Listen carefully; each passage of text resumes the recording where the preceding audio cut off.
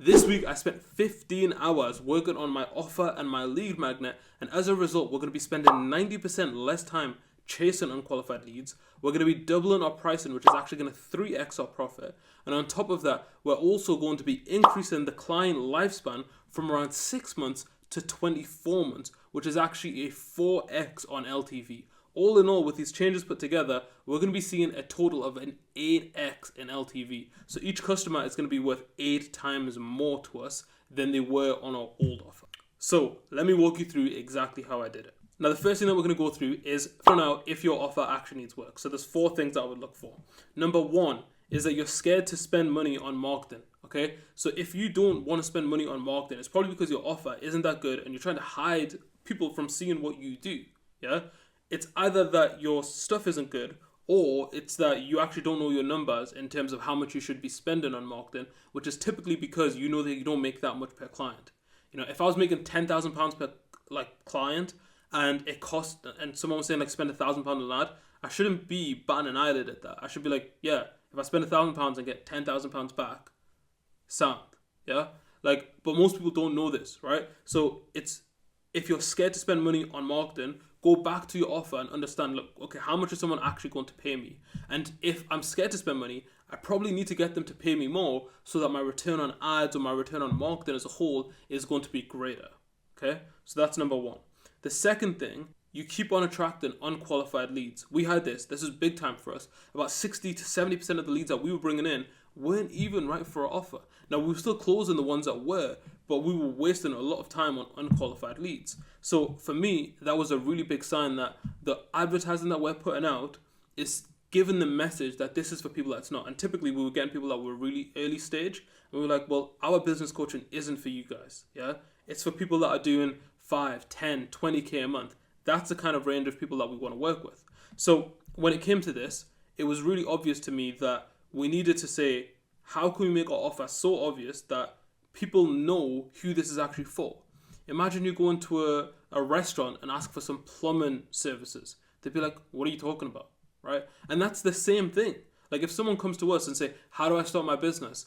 I should be like, what are you talking about? But we were getting people. Majority of people that were coming to us were saying how do I start my business? What kind of things do I need to think about? And what do I need to do? It's because we'd advertised ourselves so poorly in our offer that we were putting in the ads. The offer that we had on our website was so unclear that people thought, oh, these guys can probably help me get started.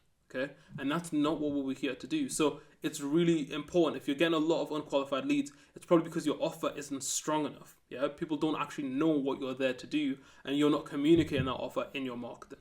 Okay, so that's telltale sign number 2 that you need to work on your offer. Number 3 is that you can't explain your offer to someone in one sentence.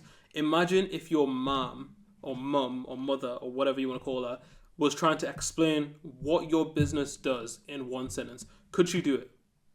Yeah, could you actually do it? Think about it for a second. If she can't, it's probably because your offer isn't clear enough. Yeah, and you're like, oh, well, my business is different. It's a little bit complicated. No, I don't want to hear it. Yeah, and the reason why I don't want to hear it is because I got drilled for this when I joined a mastermind, and every single time I'd hop on, I would come up with the same fluff and excuse of oh no, but sometimes I help them with this and sometimes I help with that, and it was just a cloud of things that I put over because I didn't actually know what I offered my clients and I wasn't sure how to communicate it. So if you're in that same position, that's okay, yeah? But you need to be able to communicate your offer in one sentence. And if you can't, and if your family members can't, and your grandma can't, then you probably need to do some work on what your offer actually is so everyone can communicate it. And you'll probably get more people converting, and you'll definitely get more referrals if you're good at what you do because people actually know how to tell their friends and family about it, okay? So that's number 3. Number 4 is that if you have to hard sell every single time, it's because your offer, again, is not clear. We found that the more obvious we make our offer, the easier it is for people to say yes to it because they come into the sales call knowing what they should be expecting. And they're like, oh, well, yeah, I came onto the call expecting to talk about this stuff and see if we could work together. If my offer is unclear and vague, then people come onto the sales call and they're not sure what they're actually buying. And as a result, you've got to really push them over the line rather than them saying that I'm attracted to this offer and I want to go ahead with it. What are the costs? What do I need to do? Yeah. So that's a big thing. We need to get clear on are people actually just interested in your offer before they even hop into the sales call? Because if they're not, it's probably because your offer is weak or you haven't communicated very well. So if you keep attracting unqualified leads, you're scared to spend money on advertising, you couldn't explain your offer to someone else in a sentence, and you have to hard sell every single time, it means that your offer needs work. So this video is going to be perfect for you. Now, before we really get into the meat of your offer, I want to give you one little tip and one little secret that most people overlook, and as a result, no matter how much work they do on their offer, they actually still struggle, okay? So the tip is, when it comes to creating a great offer, you don't just want that to be your core offering. So let's say we do business consulting. If I do business consulting and I just tell everyone, we do business consulting, this is the offer, this is how much money we're going to make, all this kind of stuff. Like, great. Okay, that's helpful because I know what your business does. And if it's a no-brainer offer, I might just come along and say, sure, sign me up. Okay. However, majority of people don't know who you are. Majority of people are skeptical. And if you want to have a really good offer that converts, it actually usually starts with having a really good lead magnet that converts. Something that's free, something that solves a problem for your client. And you should actually, in my eyes, you should spend more time and money getting your lead magnets right, because that's what majority of people are going to see. And if your lead magnet's good, then they're going to assume that your service is also good.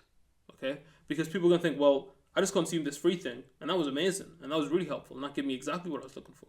Now, I'm looking to consume the next thing, and that's paid, but I expect that to be good because the other thing that I just consumed was also good, okay? So your lead magnet, the thing that draws people's attention in, that needs to be irresistible as well. That needs to be a banging offer. So when we go through the offer stuff in a second, don't just apply this to your core offering in the business. Try to apply this to every single lead magnet that you put out. So let me give you a few examples of some no-brainer lead magnets that you can create, okay? 9 ways to instantly increase profitability, okay? 3 calendar hacks that take 10 minutes that will save you 15 hours a week.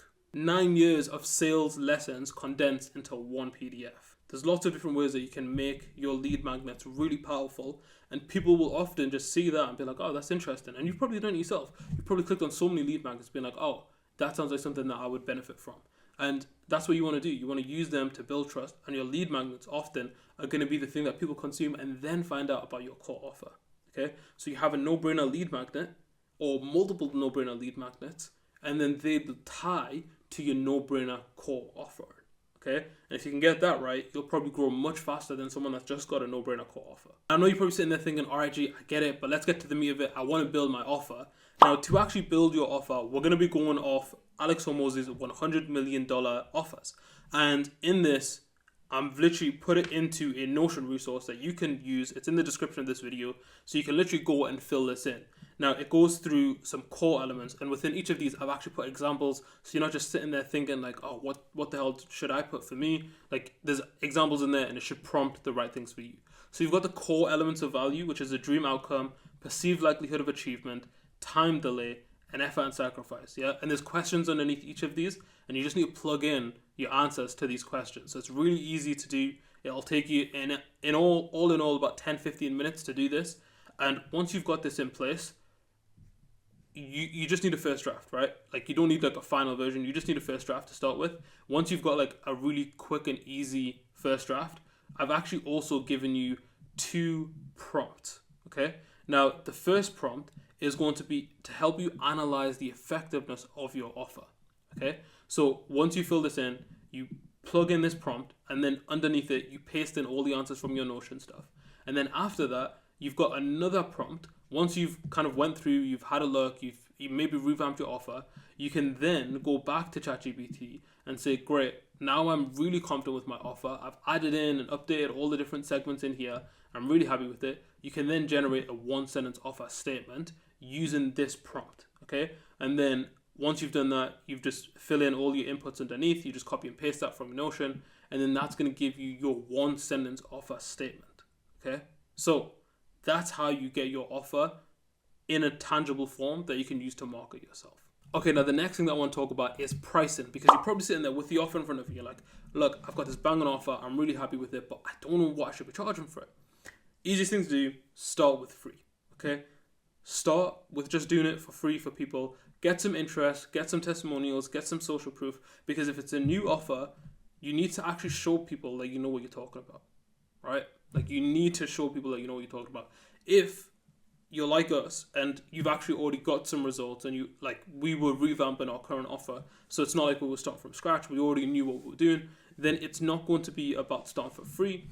And I'd actually give you the kind of opposite advice, right? Which is, if you know you're good at what you do, charge as much as you usually can, okay? Now, there's one factor to consider within this when it comes to, like, charging as much as you can. It's what's the actual value of your service, right? Now, if you want to be really tactical about where to price yourself, the first thing that I'm going to say is try and charge more than you're thinking about charging.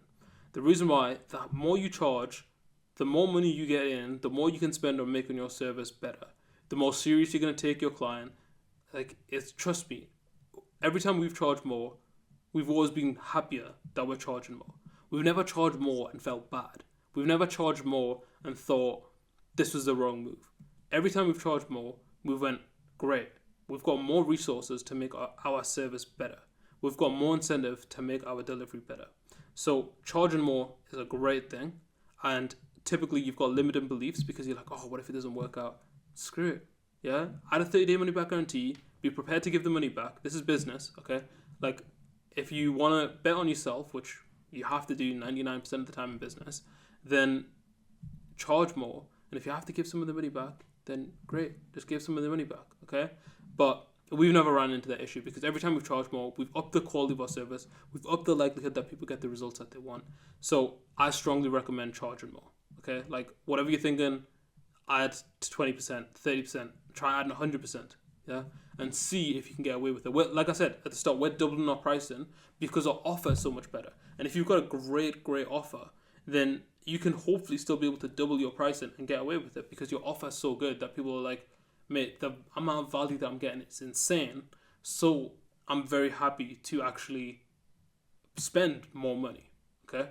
So that's one of the big things. Like, start for free if you're brand new. But if it's something that you're comfortable selling, charge more. Charge higher prices. Do big price tests. Like, do big price tests. Next lead that you get in, add 50% on the price. See if they complain. And if they do complain, right, just take a couple things off the service and sell the lower package that you originally had. But if they say yes, you might have just made 50% extra revenue. And if you've got a small profit margin, that might be a 5x in profit.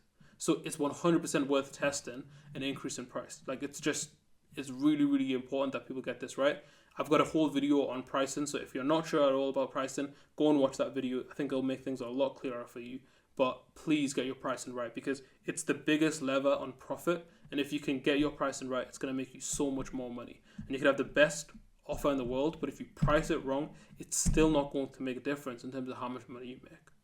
Yeah. So really big point on pricing that I want to say. And then the very last thing that I was going to recommend, which is something that I've discovered very recently, and maybe I'm just a little bit behind trends, but one thing that we did a lot within our 15 hours of research is we sat down and we went through, we used deep research on ChatGPT. Yeah. So if you didn't know, ChatGPT has got a feature which is literally deep research. So I'll just show you what that looks like. So on ChatGPT, at the bottom of the screen, you've got this little button that is like a little telescope thing. You click that and it gives you a detailed report. Now, I'll be real, we're paying like £20 a month for ChatGPT. And yeah, so worth it for us. But that deep research section was really helpful for us because it would go out and it'd go on the internet, it'd go and find sources, it would go and validate our offer, it'd go and tell us more about our ICP. And I'm sure there's other things out there that might be free, but the deep research thing really helped us. So I'd recommend you take a look at that when you're looking at creating and validating your offer. So that's my last bit of bonus advice, and that really helped us to like get things going quickly. The last thing I was going to say is if you find value in this video, then please share it with someone that you know of as need improvement. I've literally just been going through all of my clients that I've been doing this. And this has been clients that are like literally like 5K a month, all the way to 10, 15, 20K a month. And I've been going through the offer with them because it's such a high leverage thing and it doesn't get any less important as you grow. Your offer is always going to be massively important. So get your offer right. It's something that we've spent a lot of our own time on. you get it right. Get your friends and family and other business owners that you know to get their offer right too, and it's going to make them all a lot more money. So hope you enjoyed this video. Thank you very much for listening, and I will catch you guys on the next episode of the IWIN series. If you're still hungry for more videos, then watch one of these 2 videos.